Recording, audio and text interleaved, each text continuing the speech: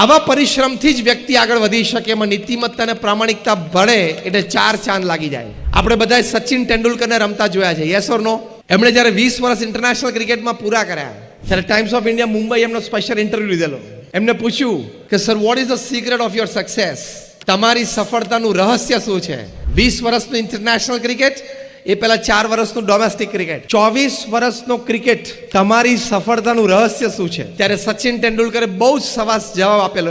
એમણે કહ્યું કે હું દુનિયામાં ગમે ત્યાં હોઉં, સવારે 6 વાગે એટલે હું નેટ ઉપર પ્રેક્ટિસ માટે પહોંચી જ ગયો હોઉં. Discipline, hard work. પત્રકારે તરત બીજો પ્રશ્ન પૂછ્યો કે આગલા દિવસે તમે સેન્ચુરી કે ડબલ સેન્ચુરી કરી હોય તો? સચિન તેંડુલકર બોલ્યા કે આગલા દિવસે મેં સેન્ચુરી કરી હોય તો પણ બીજા દિવસે સવારે 6 વાગે નેટ ઉપર પહોંચી જ જવાનું, 500 ડિલિવરી ફેસ કરવાની જ, એટલે કે 500 બોલ ફેસ કરવાના અને પછી જ બીજી કોઈ ક્રિયામાં પ્રવર્તવાનું. પત્રકારે આ ઉત્તરમાંથી ત્રીજો પ્રશ્ન કાઢ્યો કે આગલા દિવસે તમે સેન્ચુરી કે ડબલ સેન્ચુરી કરી હોય તો તમને ખબર હોય કે બધા મીડિયામાં મારા ફોટોગ્રાફ્સ હશે, ફોટોગ્રાફ્સની જે કેપ્શન કેવા લખેલા હશે તેની તમને આમ ઉત્સુકતા ના હોય સવારથી કે કયા મીડિયાએ મારો કેવો પોસ્ટ છાપ્યો છે અને મારી નીચે કેવું કેપ્શન લખેલું છે? સચિન તેંડુલકર બોલ્યા કે મને ખબર હોય કે મેં ગઈકાલે સેન્ચુરી કરી છે એટલે આજે બધા ન્યૂઝપેપરમાં મારા સમાચાર હશે, મારા ફોટોગ્રાફ હશે, પણ એ વિચાર હું સવારે બંધ રાખું છું. પહેલા 500 બોલની પ્રેક્ટિસ રોજ કરવાની જ, એ પતે પછી 9 વાગે જ મીડિયા ખોલવાનું, એ શિસ્ત મેં જાળવી છે એટલે હું આ કક્ષા સુધી પહોંચ્યો છું.